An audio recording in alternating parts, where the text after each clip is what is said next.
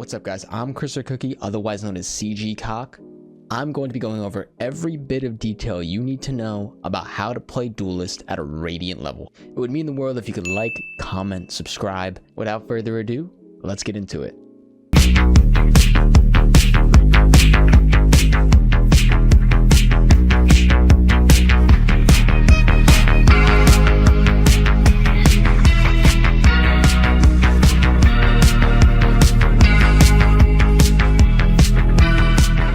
Today's video, we're pretty much going to be going over best pathings to take as Jett, quick little tips and tricks on Jett that not a lot of people may know, and overall what Jett's capabilities are as a duelist on the team. Alright, here we are on one of Jett's most popular maps, Ascent. I'll show you the very quick simple tips first. What a lot of people don't understand about Jett is yes, you have your dash ability, right? But if you were to jump and dash, you go a lot further than you would regularly dashing on the floor. The same rules apply for your updraft. If you were to updraft straight up, you'd barely be able to reach that, and if not be able to reach it. If you were to jump and updraft at the same time, you would reach this with ease. One of Jett's most useful things is that she has her own smokes. Okay. With that being said, having your own smokes makes you a critical threat for the defenders, considering you're able to block off a viewpoint from a specific angle that your teammate might be holding.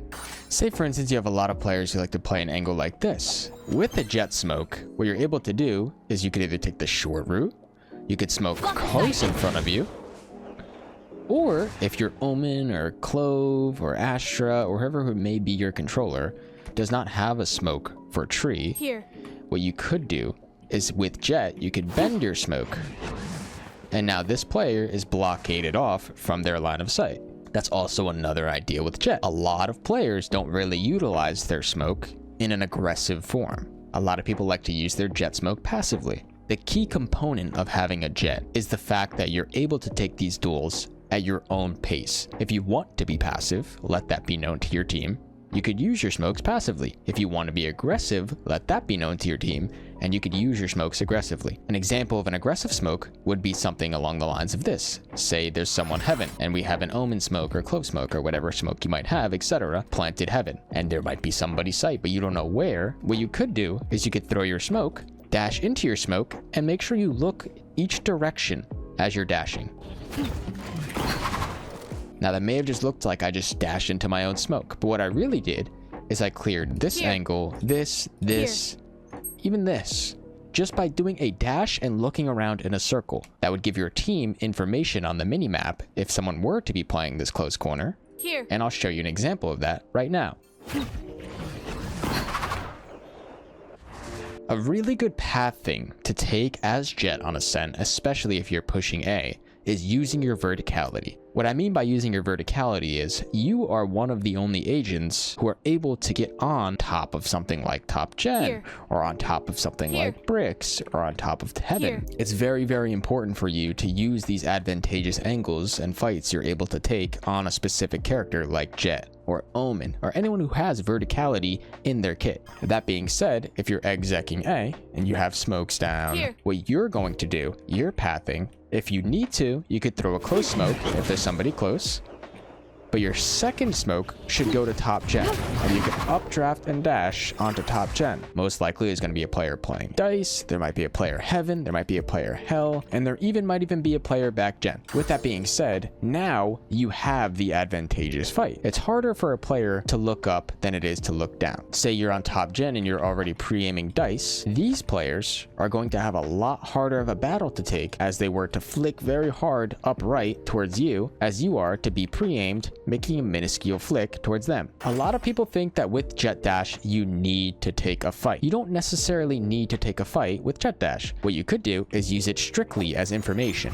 Let's say you're taking A, okay? You're clearing heaven, you don't see anyone, right? You're in a 1vx. You don't know if there's a player tree. What you could do is literally just pop your dash and jump dash across. Keep in mind, if you jump dash, you'll go further than you would to regularly dash.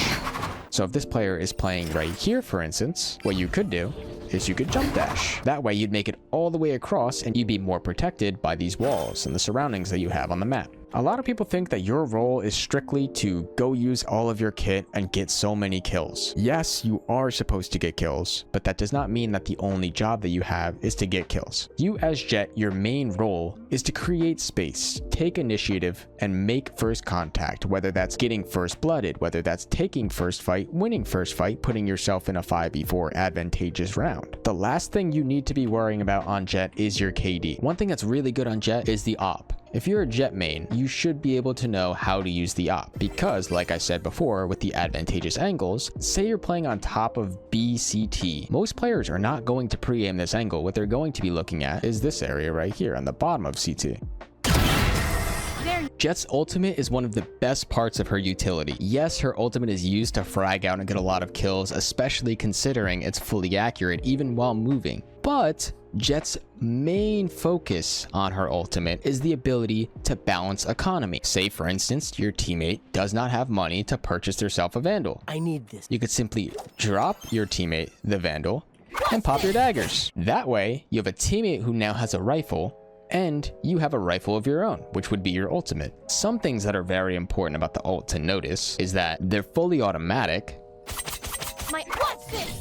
Your movement speed with them equipped is the same as you were to be knife out. That way, it gives you almost a speed boost in a way, not like Neon or Clove, but it gives you a simple speed boost that you're able to basically run around the map knife out, although you have a fully accurate while moving weapon in your hands.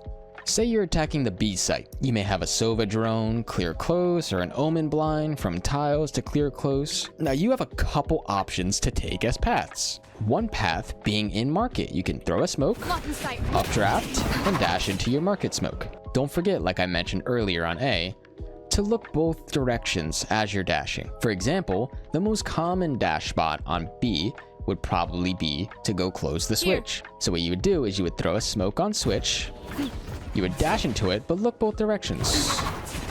That way you can clear logs and you can clear close switch. Now, a far more unpopular pathing to take is strictly to sight. So you would smoke this, you would jump updraft into it, and then dash sight. Keep in mind that a lot of your enemy sentinels will pay attention to the pathings that you are taking, and they'll try to counter you. For example, say I just dashed switch last round, and I try to do it again. This is an example of something that might occur. So what I like to do is I like to switch up my pathing every time I exec a site. If I try to do the same path again, I'll get caught in the trip, and I'll most likely get shot from CT through our teammate's smoke. Now let's say I go market now. Now this trip has no impact towards me whatsoever. Now that I've gone over pretty much the basics of Jett, I'm going to show you a lot of really good pathings to take on specific maps. On Haven, there's a lot of specific pathings you can take, but the most used pathing that you'd probably take is you're going to throw your smoke mid-sight, approximately here. You're going to dash into that smoke, and say you have a sky behind you. Your sky would be able to pop a flash through your smoke, and you'd be able to exec the site beautifully. With that flash being outside of your smoke, it will not affect you in any sort of way. So your smoke will either fade, or if it doesn't fade, you could swing out of your own smoke, killing the guy for free backside. Blocking sight. I'll show you two really good pathings on C. First one being mid-sight, the second one being top sight. So this is what the mid-sight's going to look like. And this is what the top sight would look like. Blocking sight.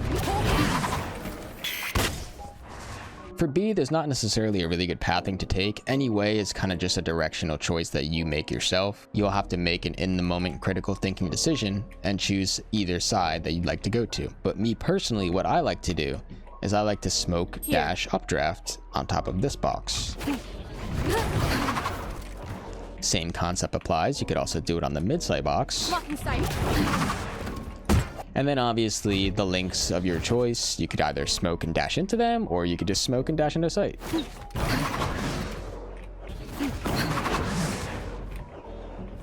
That's pretty much the quickest way I can describe Jett in a beginner's guide. If you'd like to know more about Jett, I'd be more than willing to make an in-depth video on Jett. All you have to do is comment down below and let me know. Other than that, I've been ChrisOrCookie, otherwise known as CGCock. Thank you so much for watching, and I hope you guys have a wonderful night. Peace, peace.